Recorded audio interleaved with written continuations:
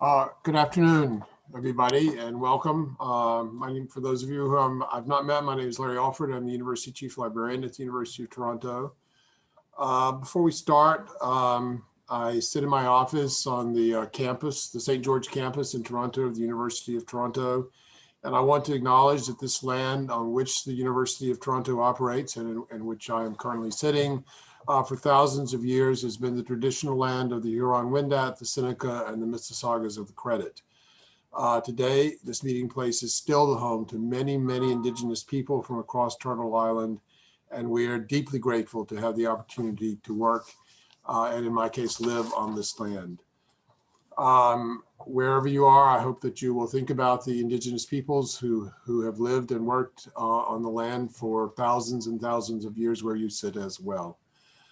Also, before we proceed, I want to acknowledge with the deepest sadness and dismay that the Kawasas First Nation has announced that the remains, they announced a few minutes ago actually, that the remains of 751 people, children and adults apparently, have been uncovered on the grounds of a former residential school in Saskatchewan.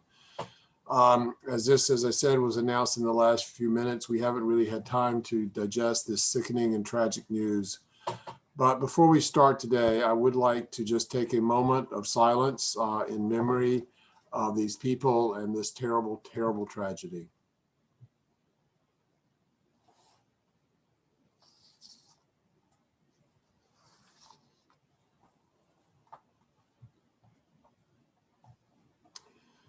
So thank you. Again, it is deeply, deeply saddening to hear this news. So to begin the event today, on behalf of the University of Toronto Libraries, I want to thank you for attending this special event to celebrate the acquisition of the oldest book printed in the French language to be found in any collection in Canada. Printed by William Caxton in Bruges, this book is an astounding 547 years old and is truly an extraordinary addition to the Thomas Fisher Library, the largest rare book library in Canada, and to Canada's cultural heritage. The Fisher's holdings include books, manuscripts, digital special collections, and other materials covering a broad range of subjects, and includes another 15th century book on Cicero, printed by William Caxton, that one in English. The depth and breadth of our collections are truly what distinguishes the Fisher Library as a national treasure, and the University of Toronto Libraries collectively as one of the great libraries of the world. This French Caxton joins these extraordinary collections, which will be preserved and made accessible to researchers and students here at the University of Toronto and to visitors from around the world. And I want to acknowledge that the greatness of this library system, has much to do with the people who support it. We could not be stewards of the collections we have, collections which are a Canadian national treasure, without the generosity of our donors. The purchase of the French Caxton would not have been possible without the support of the annual donors to the Friends of the Fisher Library, many of whom are with us today, and in particular, one extraordinary gift from the estate of Barbara Jane Coburn. A silver lining of the past year and the pivot to online delivery of our lectures, conversations, and exhibits has been the expansion of our audience of friends to include those from far beyond Toronto and all across Canada and indeed the world. And we're delighted to be able to open virtually these collections as much as possible to people across Canada and around the world. So now, excuse me, among the guests today is someone that it is now my great pleasure to introduce. Excuse me just a second. I'm sorry. We are honored today. I'm personally honored and delighted by the presence of the Librarian and Archivist of Canada, Leslie Weir. Leslie became the Librarian and Archivist of Canada on August 30th, 2019. Before becoming Librarian and Archivist of Canada, she was the University Librarian at the University of Ottawa from 2003 to 2018. During her career, she has guided many transformative moments at the Canadian Research Knowledge Network and among research libraries all across Canada and actually all across the world. She is one of the founding architects of the Scholars Portal, hosted at the University of Toronto. It is a state-of-the-art research infrastructure in Ontario universities that bring together information resources and services to support research and learning. She's also chaired the Ontario Council of University Libraries from 2010 to 2012. She served as president of Canadiana.org, where she oversaw the introduction of the Heritage Project in collaboration with the Library and Archives of Canada to digitize and make openly accessible some 60 million heritage archival images and documents. She's also served as president of the Canadian Association of Research Libraries and the Ontario Library Association. Over the course of her career, Leslie's vision, dedication, and outstanding service has been recognized with numerous awards, including the Ken Haycock Award for promoting librarianship, the Ron MacDonald Distinguished Service Award, and the Ontario Council of Libraries Lifetime Achievement Award, and the Canadian Association of Research Libraries Award for Distinguished Service to Research Librarianship. I'm delighted that my friend and colleague Leslie Weir has been able to join us today. Leslie, I'm going to turn it over to you for a few minutes.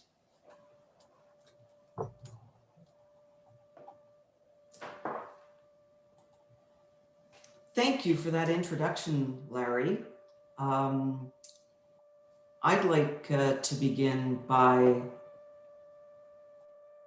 sorry, I'm distracted by my camera. There we are. All right. Thank you for that introduction, Larry. I would like to begin by acknowledging that I'm speaking to you from Ottawa, located in the traditional unceded territory of the Algonquin Anishinaabe Nation.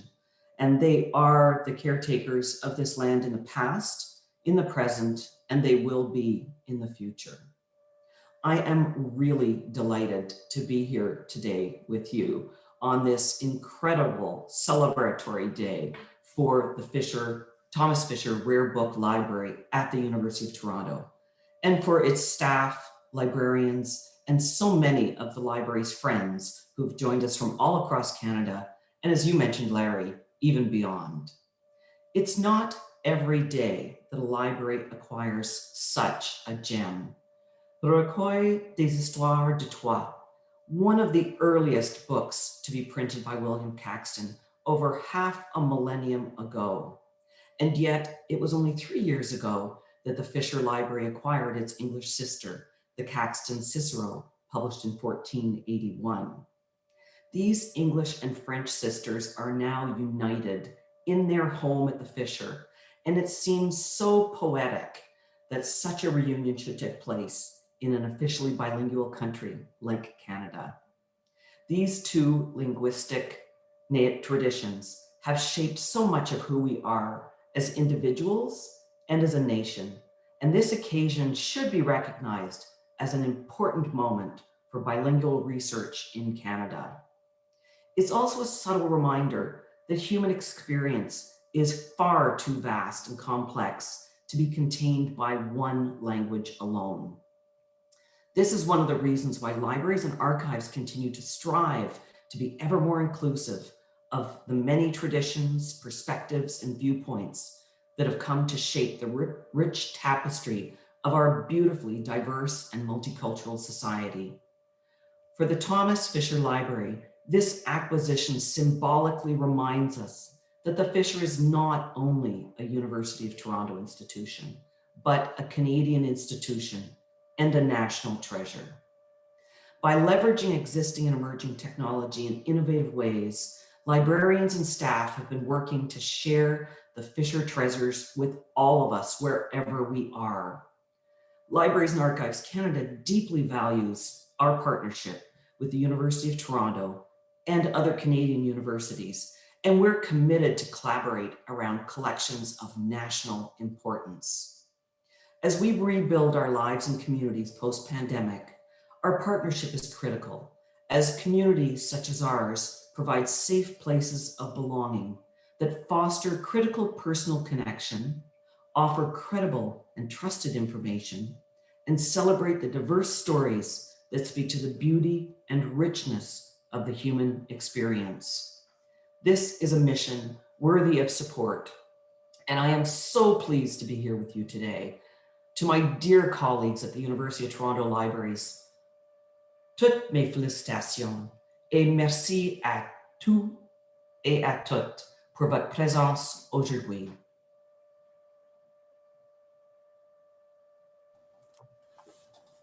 Thank you so much, Leslie. Again, I'm delighted to have you join us today. I'm going off script a second. I'm just going to say, for those of you who don't know, Leslie is leading an initiative in Ottawa to build a new Library and Archives of Canada building in partnership with the Ottawa Public Library. It's going to have, I've seen the plans, it's going to have some magnificent exhibit space in it, state-of-the-art exhibit space. And I look forward to working with LAC and Leslie to perhaps display some of the treasures from the Fisher, along with the extraordinary treasures housed in the Library and Archives of Canada in that new space, hopefully in the near future. Well, we're very excited by that possibility, Larry, that we'll finally have a museum quality exhibit space that would be worthy of your collections visiting us. And we'll just look forward to its opening in 2025. Absolutely. So thank you. I'm now going to turn the program over to one of the librarians in the Fisher Library, John Shoesmith, and John is going to be introducing the other panelists today. So John. Great, thank you, Larry. Thank you, Leslie. It's always great when we as Canadian institutions, so libraries and archives across the country, can get together and really celebrate an important acquisition. So I mean, even though the volume itself is held at Fisher, in some ways we feel it kind of belongs to all of Canada. So thank you, Leslie, and thanks to everybody at Library and Archives Canada. I've worked with you very closely on a McLuhan UNESCO designation, and it was great fun. So good afternoon, and welcome to this special event we're holding to celebrate the acquisition of a wonderful new book that we're adding to the Fisher collections.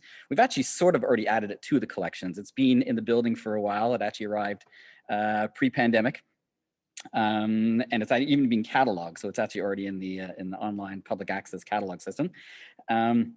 But we wanted to have a broader celebration for this book. So again, my name is John Shoesmith. I'm the Outreach Librarian here, and I'm going to be moderating a discussion between some of my colleagues here at Fisher. First of all, I should mention there's been a slight change to the program. Christopher Wells of Nicholas Marlowe Rare Books was to join us from London this afternoon, but unfortunately he's had to send his regrets. Due to a family emergency, he had to opt out of today's event. So we will miss Chris's involvement. That said, what that means is that it will now provide even more opportunity for two of my wonderful and learned colleagues at Fisher to discuss this wonderful book, and I will introduce them right now. So first of all, we have PJ Carefoote. PJ, as soon as he comes up on camera, there he is. PJ is the head of the Department of Rare Books and Special Collections at the Thomas Fisher Rare Book Library. There he is. Welcome, PJ. And my other colleague is Timothy Perry. Timothy is our early books and medieval manuscript librarian, and so we're going to be having a broader discussion about the book that we're going to introduce to you very shortly.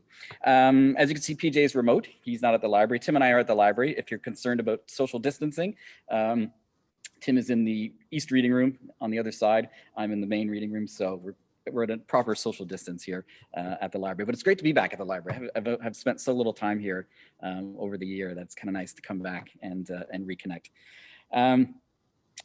One small bit of housekeeping. There is going to be a Q&A. There's going to be an opportunity for attendees here to ask questions of the panelists. So we're all getting familiar to the way it works in Zoom. There's a little Q&A icon down at the bottom.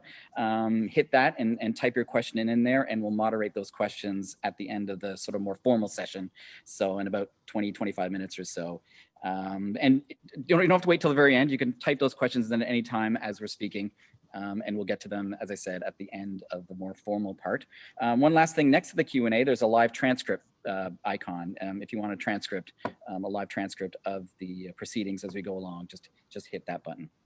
So with that out of the way, I'm actually going to ask Tim to share his screen with us, since he's actually next to a document camera, and we want to introduce you to what we're all gathered here for today.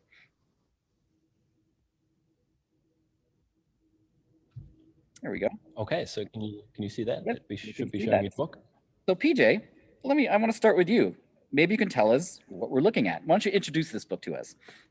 So what you're looking at there is Raoul Lefebvre's book, or the printing of Raoul Lefebvre's text, Recueil des histoires de Troyes, and printed, as we've been mentioning over and over, by William Caxton in the year 1474. We're pretty certain it's 1474. It's obviously a very rare book. It was the third book that was printed by Caxton. It was printed in the Low Countries. Pretty certain that it was printed in Bruges. There has been some discussion, could it possibly have been printed in Ghent? Possible, but it's more likely that it was printed in Bruges because that was the center of the Burgundian court, and Caxton had been working very closely at that court. It is a rare, very rare book. There are only 7 copies of this particular title still in existence. Only 2 of them are complete, one at the British Library and one at the Rylands Library. All the others are incomplete in some way or the other. Ours is still got almost the best, certainly has the almost complete part of the text. Most importantly, what it has is it has the first leaf and the last leaf, which is often what is missing from this particular title of Caxton. So it's Tim will tell you, of course, what the story is a little bit later on, but it is about Troy. But this is what it is. It's referred to as the Roxburgh Caxton, the Roxburgh Recueil, I should say. And we'll probably come back to that subject, why it's called that, in a little bit from now. So, I mean, one of the things we've been, promoting this event and this book is that it's the oldest French language printed book now in a Canadian collection. But in fact, it almost has a claim to be the oldest printed French book. Isn't that right? Well, there are certainly claims that have been to that effect, certainly since the 19th century. Brunet claimed that it was the first book that was printed in French. We have to understand that printing did not begin in Paris until 1476. And this book definitely predates that to 1474. There's a printer in Lyon that is doing some printing in the same year, 1474, 1475, in that era. It's possible that among his books, there's a candidate that could be earlier. So the discussion goes back and forth as to whether or not this is not only the oldest French printed text to be found in Canada, but also the oldest text printed in French. This is one of the reasons why it's a great thing to have in Canada, because it is obviously something that is well worth doing more investigation into. There's mystery that still surrounds this book. As most recently, the incunabulist Renaud Adam has affirmed once again that he believes that this is the oldest printed French text, which just goes to show that this discussion is ongoing. So yes, oldest printed French text in Canada, possibly the oldest text printed in French altogether. Let's talk a little bit about Caxton himself. Obviously, we know Caxton as, we also refer to him as England's Gutenberg.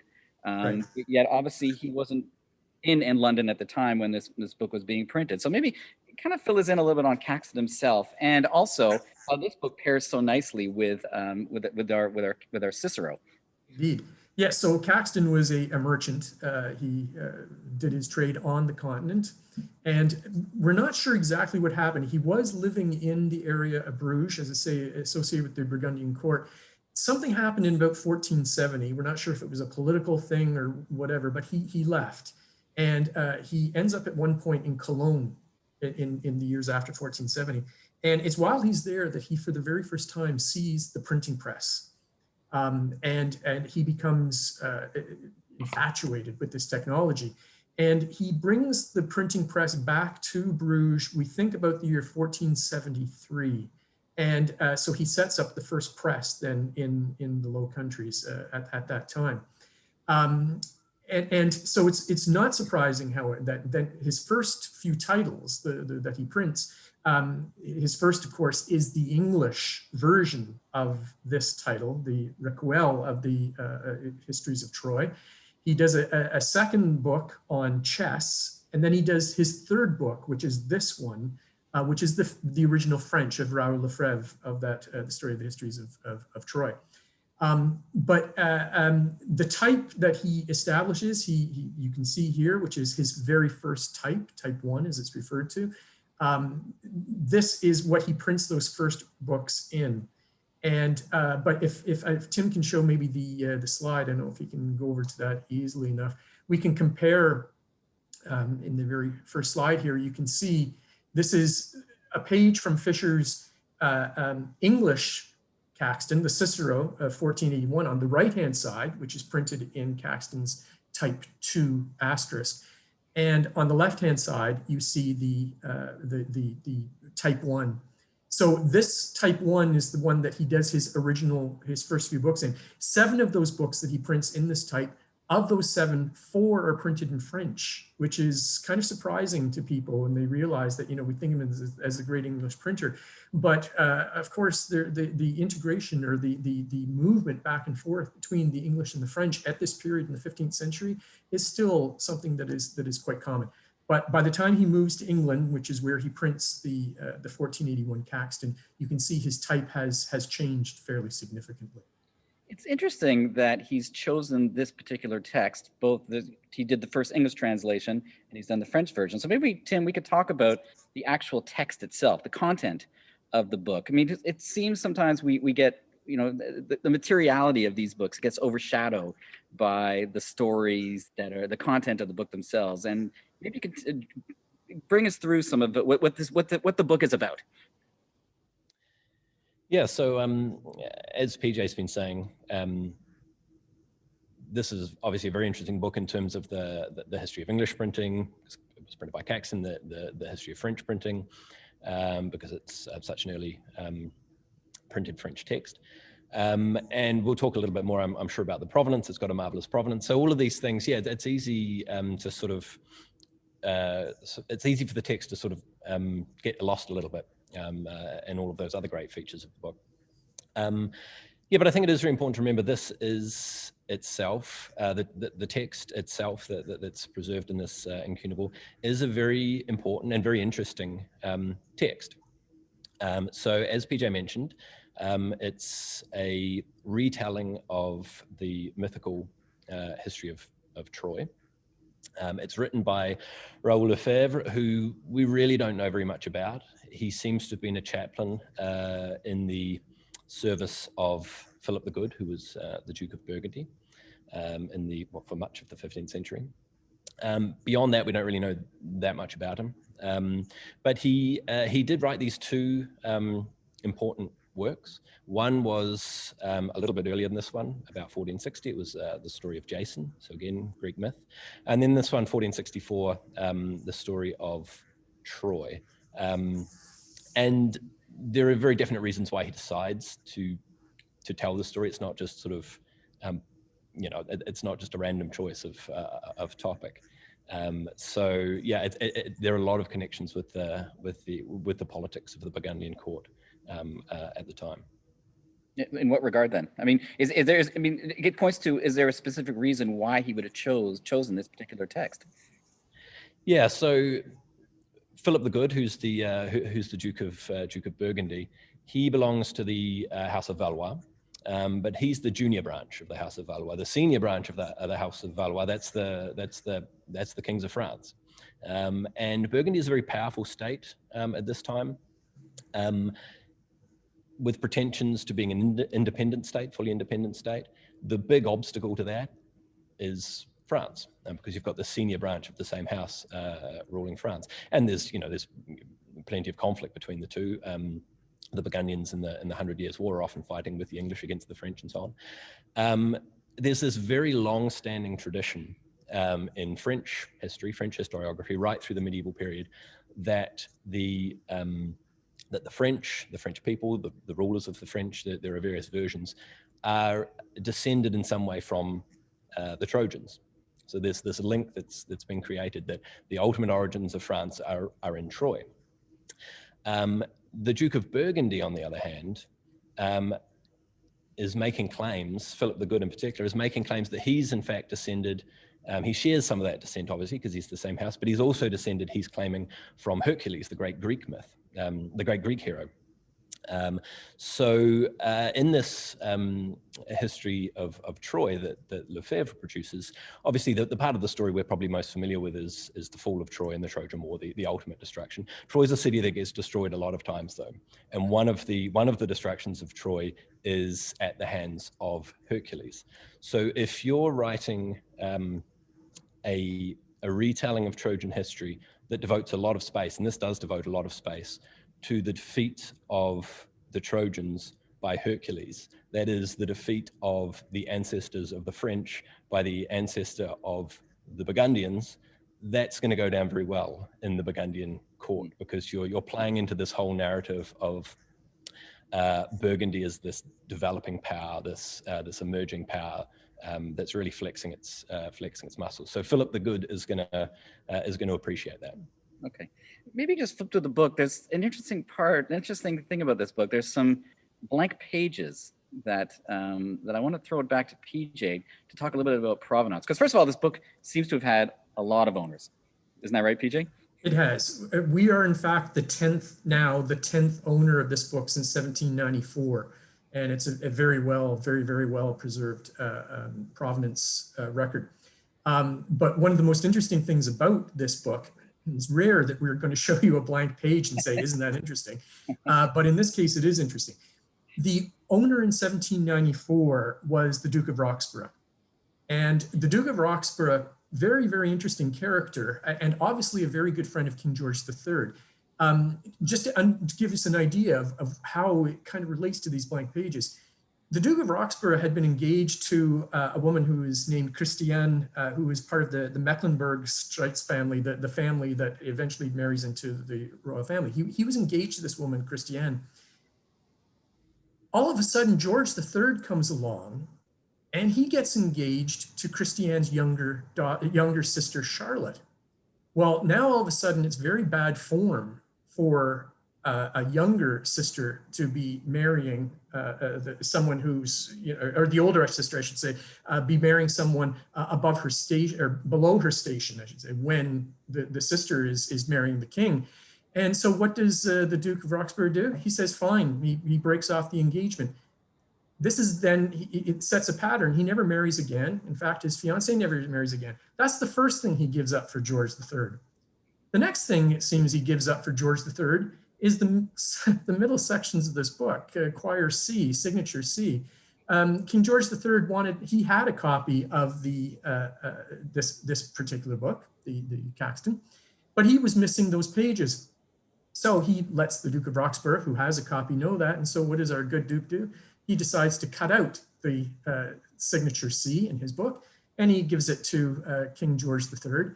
And that's exactly where you will still find what I think is our signature to this day in the royal copy at the Royal Library at Windsor. And maybe a little bit later on, we might show you a picture of that. So yes, it's rare that we would point out blank pages, but it is part of the very interesting history of the provenance of this book. From Roxburgh, it goes to the Earl of Spencer. And it's the Earl of Spencer who actually puts it into the binding that you can see here that it's in right now, binding that was done by Charles Lewis. We think around the year 1812, 1814, somewhere around there. It's quite a lovely binding. We think that probably this happened because Thomas Dibdin, who was the person who he does a bibliography of Earl Spencer's library, was also friends of the Charles Lewis, the binder, and probably recommended that it get rebound. So this is when the binding comes from. And then you go through the suite of other people who own this book over the last 200 odd years. Some whose names we know, some we know all the names, but some whose names are recognizable, others who aren't so recognizable. Some eccentrics, for example, actually the book plate that you can see there at the bottom, Richard Bennett, who was a great fan of incunables, but wouldn't buy anything that was taller than 13 inches in height. Go figure how that informs your collection policy, but that's what he did. And above that, you will see the book plate of J.P. Morgan, who owned this book at one point as well. So it's made its way through a variety of very interesting hands over the history until it finally ended up with Roberto Salinas Price, whose book plate you can see on the right-hand side there. He was the last owner before we acquired it. And he was part of an industrialist family, but his personal interest from the time of childhood was Troy, the Iliad, the Odyssey. He wrote a book on it, suggesting that Troy was somewhere else. So it's not surprising then that we should find this book in his collection.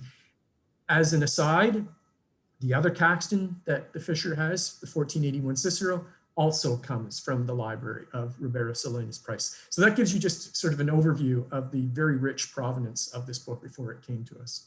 Actually, Tim, maybe you can share the screen and show those two, the missing pages that are now in the librarian at Windsor Castle actually sent us an image of one of the pages that was removed from this, from our copy that is now existing in the Windsor Castle copy. I assume we'll never get those pages back. I'm assuming not. Actually, before we get that, I may as well show this too. So on the left-hand side is a leaf from the English, the first English book ever printed, the Recueil of the Histories of Troy. That's on the left, bound into King George III's copy. There you see the French on the right-hand side. It's great though, because you can see side by side, it's exactly the same type.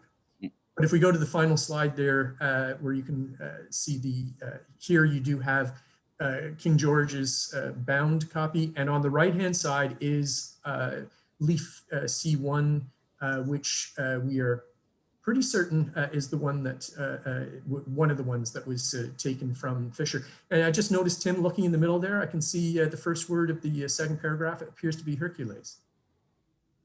Yeah, Hercules takes up a very large part of the book. Yeah, and it actually goes well beyond the history of Troy. It talks about some of his labors and his marriage, and Perseus and Medusa come in at one point. It's actually in the best medieval tradition a sort of a very full telling of the story. So there's lots of digressions and what have you. I was looking this morning at sometimes the section on Hercules was.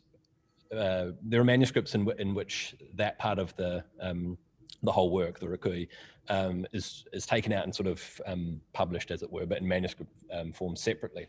So I was actually wondering if those leaves that are not in our copy, is it just one whole section, one whole story that got taken out? It doesn't look like it. It's actually much earlier in the story, so it's before sort of Hercules comes in. It's towards the beginning. So it's actually quite nice, since Hercules is so important in this work and has such sort of political importance as well in terms of the context of creation. We seem to have most of the Hercules, or all of the Hercules part of the story in there, so that's kind of nice. We should thank Her Majesty Queen Elizabeth II for allowing us to show images of the pages. One last question, Tim, I want to ask you. We look at these books almost as, sometimes they're promoted as trophies, or these great things to have. We promote it as now the oldest French language printed book in Canada, but we don't often talk as much about the research value of some of these books. Maybe you could talk a little bit about how a book like this would be used, whether it's in a classroom setting, whether it's by a scholar or a researcher. Yes, I mean, certainly this book, I mean, we've touched a little bit on it. This book has a great deal of research value, a great deal of research potential. As PJ said, there's been a lot of work done recently on trying to work out that chronology of early French printing. And there has been a lot of progress made, but the very fact that we still can't say for sure quite where this book fits in. Was it the first printed book in French? Was it the second? Was it the third? What was the relationship? Was there a relationship between what was going on in Lyon, what was going on in the Low Countries, all these two sort of more or less independent movements? So there's still a lot that we don't know for all the progress that's been made. And it's by looking at the items themselves, items like the one we have here and the other copies and these other works that were printed, books that were printed. That's where we're going to find the answers, if there are answers to be found. Some of those questions might not be answerable, but many of them probably are, and other information will sort of come to light as part of that process. And again, just to go back to the text, there's plenty of research to be done on the actual text, on the Recueil, how it fits into the politics of the time, how it fits in more broadly to the history of literature. This was for a long time sort of seen as a bit of a fallow period in sort of Western European literature. The great medieval works, Chrétien de Troyes and so on, are a little bit earlier. We're not quite yet, certainly in Northern Europe, into the great humanist texts. They're kind of coming in. So we have this period which people haven't looked at quite so closely. But in the last in the last sort of couple of decades, say maybe even a little bit longer, people have begun to take a lot more notice of these texts, how they relate to things like the novel, the later novel, these long prose, late medieval prose works. How do they relate to the history of the novel? You can't say this is a proto-novel. It is significantly different, but it does seem to fit in some ways to that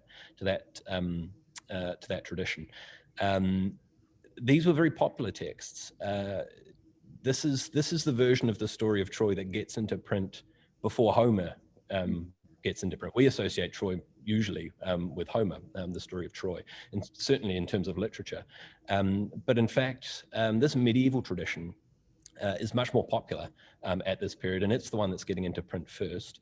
It's only later that Homer really takes over in a popular sense. Even once Homer does get into print, there aren't that many people who can read it, certainly in Greek.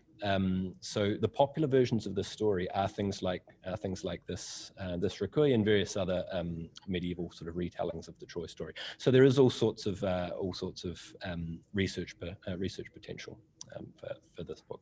And I should mention that Tim has written a pretty comprehensive piece about this book in the next issue of the Halcyon, and that should be released possibly tomorrow. So look on the website for that, or at least next week. Thank you both. I'm going to move to two other colleagues here at the University of Toronto, University of Toronto Libraries. And I should say Tim and PJ are coming back for the Q&A portion of this, but I do want to introduce two other colleagues. Loryl MacDonald. Loryl MacDonald is the Associate Chief Librarian for Special Collections at the University of Toronto, and also the Director of the Fisher Library. I think you've got the longest title, Loryl, of anybody of anybody at UTL. And I'm also wondering, Michael Cassabon. Michael Cassabon, who some of you might have met. He is the Director of Advancement at University of Toronto Libraries. I hope he will pop up anytime soon. Loryl, I've been hearing stories about when this book was acquired. I keep hearing a story about some letter that suddenly showed up on your desk just around the time we were considering the acquisition of this book. Maybe you could kind of tell this story a little bit, because I'm a little confused about it. Sure. So it's something, it's not very romantic or poetic, but it was the arrival of a legal letter, Right. A release of an estate trustee letter, which is something that beneficiaries receive just as an estate is being wound up. So, and it arrived, and I remember the day because I was so excited. It arrived on a very, very rainy, drizzly Monday in Toronto in November of 2019.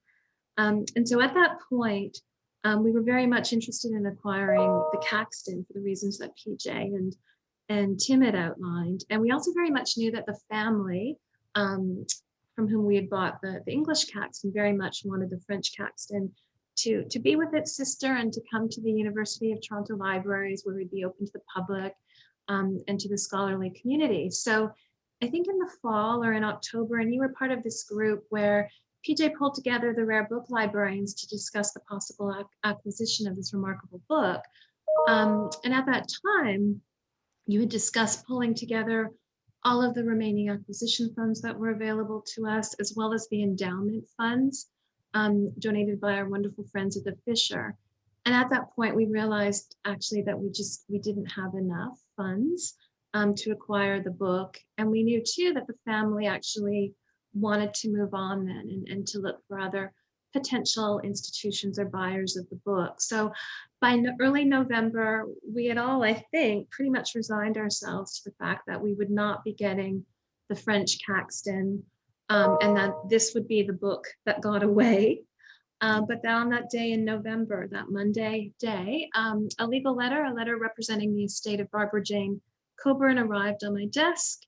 I opened it up. I read it a few times. I was quite astonished. And I remember I immediately walked into PJ's office next door and said, I think we can get the Caxton, and presented him with the letter. And it was sort of like one of those Charles Dickens moments where when you're at your lowest, all of a sudden this wonderful letter from Barbara Jane Coburn's estate appears on my desk. What do we know about Barbara Jane Coburn? We know very little, and we actually reached out to our current colleagues and former colleagues, such as Megan Campbell, Karen Turco, Luba Frostaki, to see if they knew who Barbara Jane Coburn was. What we do know is that she passed away in 2017. She was a graduate of Victoria University College in English literature. And she also got her MA in English from the U of T as well. And she went on to teach at the University of Manitoba and then came back to Ontario to work for the Ontario Public Service. So that's all we actually know of her. She wasn't actually a recent friend of the Fisher. We do know that she loved music and she loved reading as well. And so we're incredibly grateful for this legacy gift. And if anybody actually listening today knows who she is, please let us know, because we're actually really interested in knowing more about her. Michael, I have a question for you, because I mean, the first Caxton we bought, the Cicero, was a great donor story in itself as well, because we had a lot of friends of Fisher really step up to the plate to give us some money to acquire that book. This is, again, it's something else, a legacy gift. You know, what is the importance of both, you know, these individual donors and these legacy donors in terms of building our collections here at Fisher?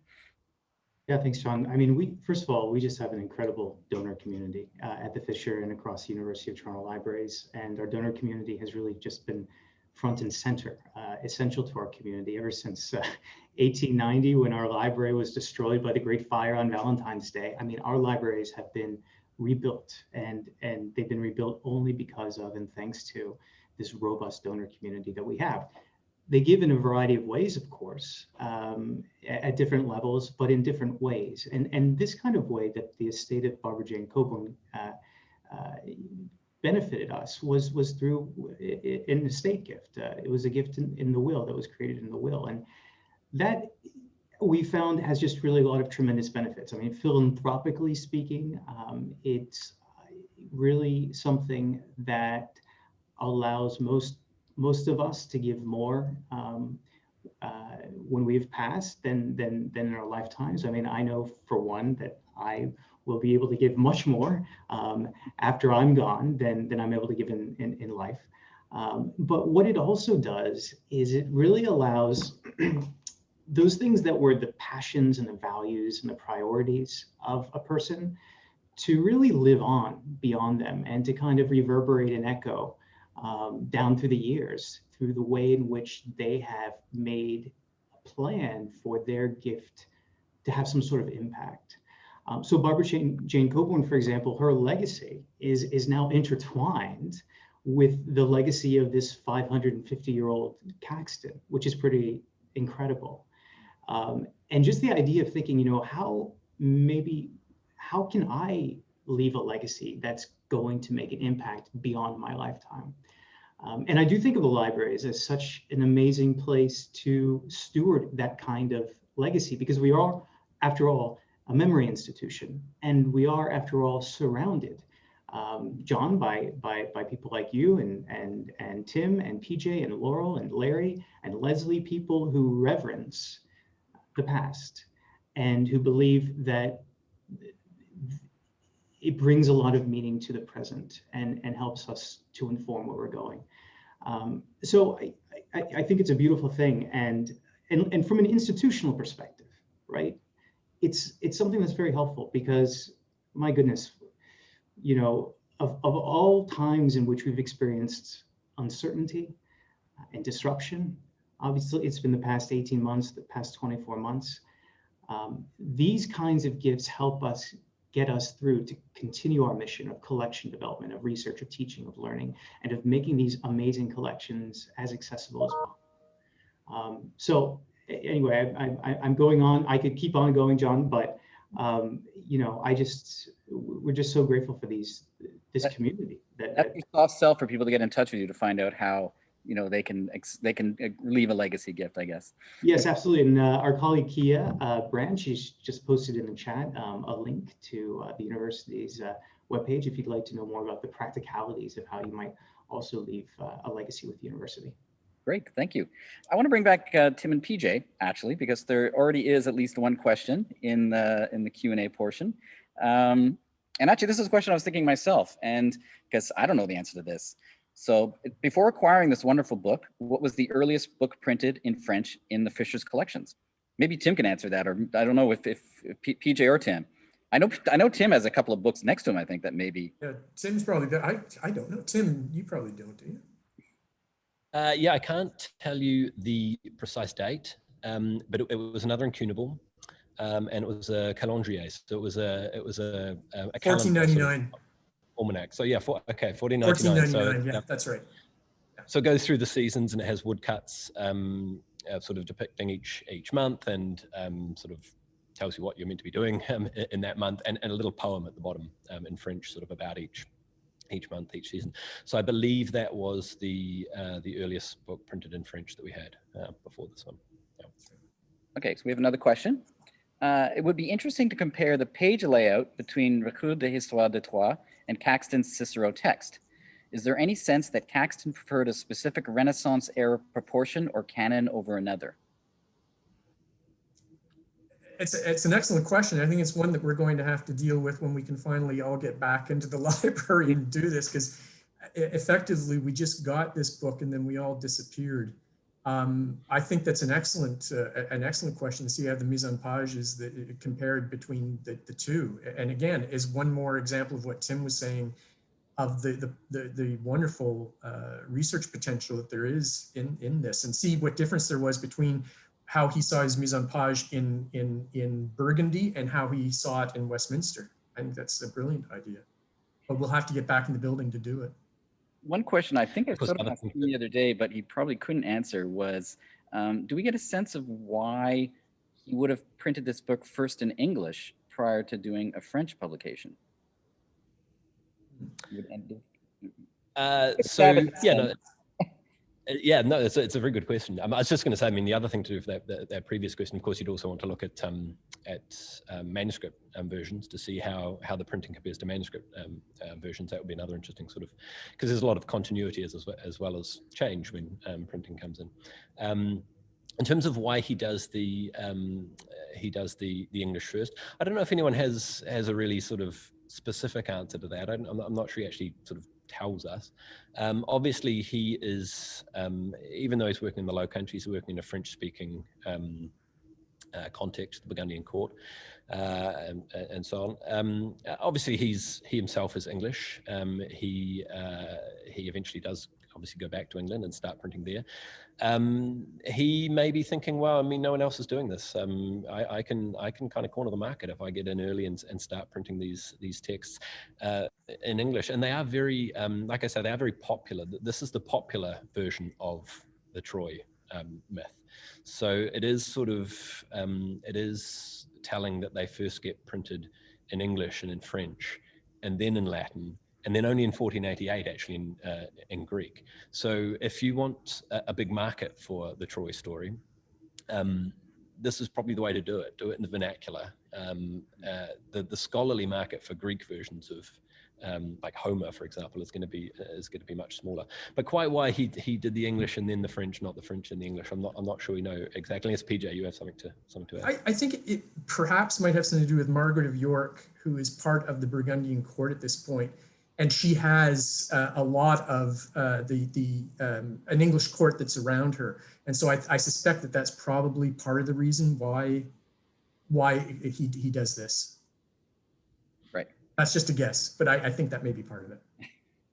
Sometimes we forget that when Caxton's producing, it's a business. You know, he's as Tim says, maybe he's trying to corner the market on something. He's trying to make money, I guess. Yeah, so.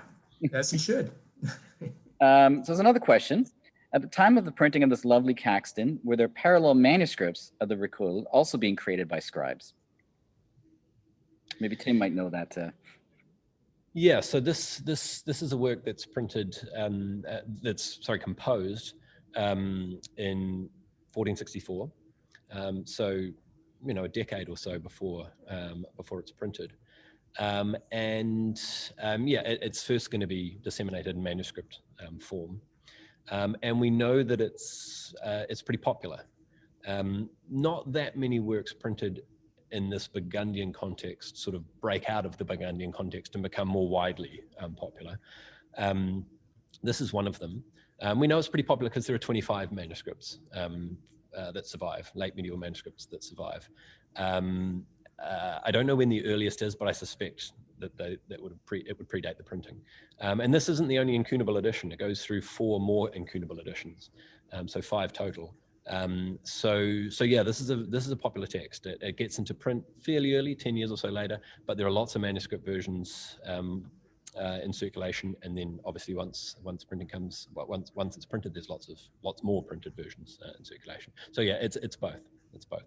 So Tim will be looking for a manuscript to buy of this then? That would be very nice. I don't know when the last Larry should be very one came to scared. market. Our next campaign for Michael. Larry should be very Yeah, scared. There's another question here, which actually I was going to ask myself too. Are there any contemporary or other annotations in this volume? Maybe PJ can, because PJ Cattle. This one, I don't believe there are.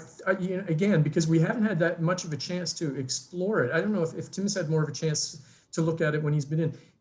It's not like the Cicero, the 1481 Cicero, which does have annotations in it. I'm pretty sure this is a pretty clean copy. Tim, do you have any recollection?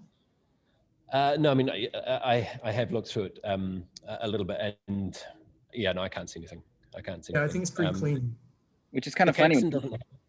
Which is kind of funny. The number of owners there were for this volume being passed around.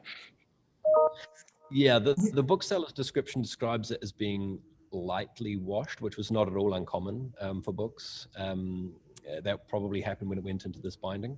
But the fact that the bookseller described it as lightly washed suggests that even if there were any annotations, that they wouldn't have been lost.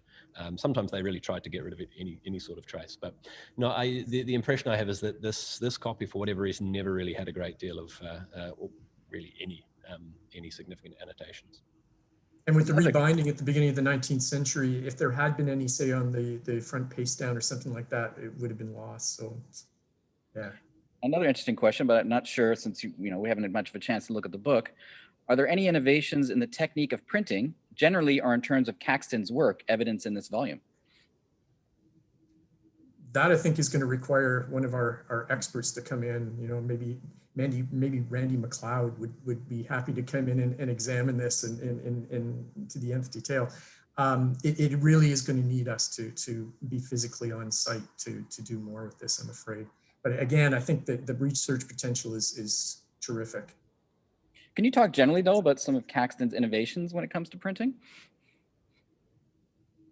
Well, I mean, as I say, the type that he comes up with, it's innovation in the sense that, I mean, when you look at the type that he has, you can see that he's very much influenced by the hand that you have in Burgundy at that point in the last quarter of the last third of the 15th century.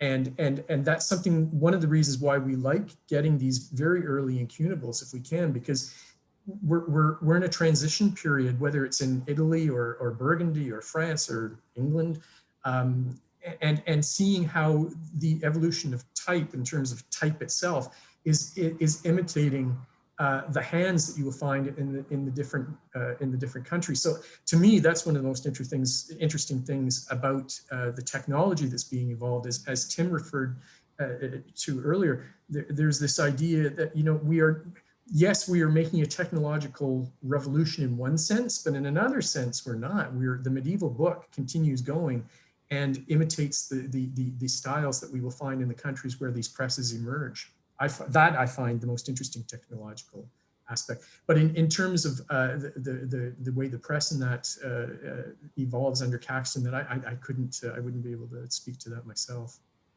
I mean, I think one very interesting book to compare this to that's already in the collection would be the Livre de Paix de Christine de Pizan that we recently acquired. It's circa 1470 is the date that it has, so exactly when this book is being printed, or at least sort of probably within a few years.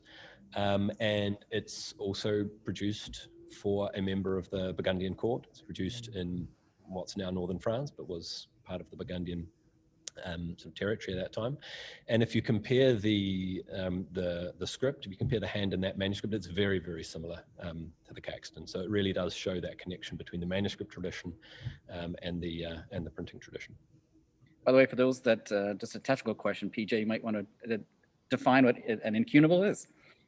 So an incunable comes from the Latin word that means cradle or swaddling clothes. It's used both sometimes. And it refers to books that in the West were printed from the birth of the printing press, which let's say is about 1450-ish, maybe 1460. At any rate, it's books printed between then and 1500. So it's the first appearance of hand press books. So that's what an incunable is. Perfect. Well, there's no more questions, so I think we could probably wrap this up now. Thanks to everyone for participating. For those attendees that want to tell their friends, this is going to be up on YouTube most likely next week. We will post a link as well in that to the actual catalog record of this amazing book if you want to look at it yourself. And hopefully when we reopen in the fall or later in the fall, people can come and look at this book themselves. It's really, really, first of all, it's a beautiful compliment to the Cicero, but it's just a magnificent book in its own right. So thanks again to everyone. And we hope to, it's going to be another, for those that have been watching us, the Between the Pillars podcast is going to be another one tomorrow that looks at gay pulp fiction. So very little bit different from this particular topic, but one that's also pretty cool and amazing. So thanks again to everyone, and enjoy the rest of your day, and we'll see you soon.